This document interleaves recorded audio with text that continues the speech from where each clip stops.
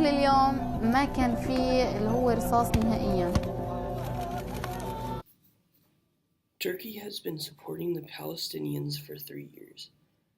They started to support them by giving them food and other essential supplies. In the past 9 to 12 months, Turkey motivated the Palestinian rebels to fight against Israel. Turkey did this as a result of being rejected from being in NATO. Others cut openings in the fence. The fighting has caused many deaths from both sides, but most of the deaths are Palestinian civilians.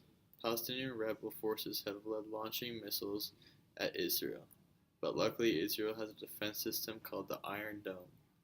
The Iron Dome is a complex system that shoots down 97% of all missiles fired at Israel.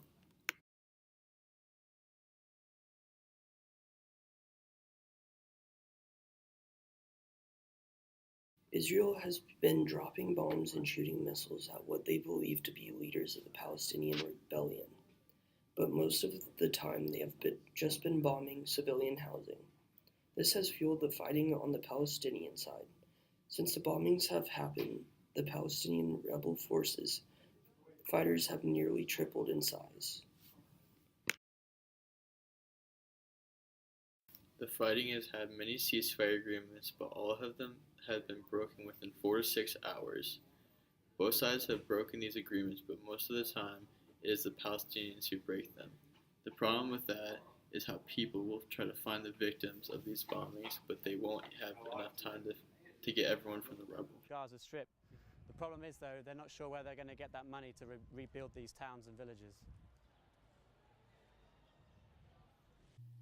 The Israeli people have to live on a daily basis knowing there is another country constantly attacking them. The parents are as scared as the kids are. The people are under so much pressure. They usually have minutes to seek shelter after a missile is launched.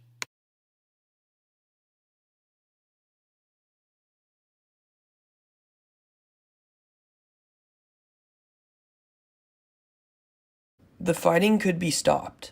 All it would take is for Turkey to stop supplying Palestine's rebel forces with weapons and ammunition. The fighting would slowly come to an end, but sadly that won't happen in the foreseeable future, because Turkey will not stop until they are in NATO, and the US will never allow that.